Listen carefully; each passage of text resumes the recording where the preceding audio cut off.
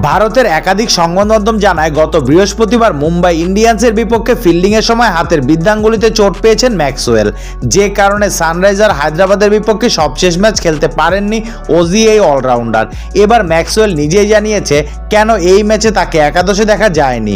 ম্যাক্সওয়েলের চোটের খবরটি আসলে গুঞ্জন, মূলত তিনি ছন্দে নেই বলে নিজ থেকেই বিশ্রাম চেয়ে নিয়েছে। মানসিক এবং শারীরিক চাঙ্গা হয়ে উঠতে টিম ম্যানেজমেন্টের কাছ থেকে কিছুটা সময় চেয়েছে, তাই হায়দ্রাবাদের বিপক্ষে ম্যাচে তাকে বিশ্রাম দিয়েছে টিম ম্যানেজমেন্ট। আইপিএলে চলতি মৌসুমে 6 ম্যাচে মাত্র 5.33 গড়ে 28 রান করেছেন ম্যাক্সওয়েল, এর মধ্যে 3টিতেই ডাক মেরেছে। আসরে তিনি ব্যাটিং করেছে 94.12 স্ট্রাইক রেটে। এই পরিসংখ্যানই বলে দিচ্ছে নিজের ছায়া হয়ে আছেন অজি এই অলরাউন্ডার।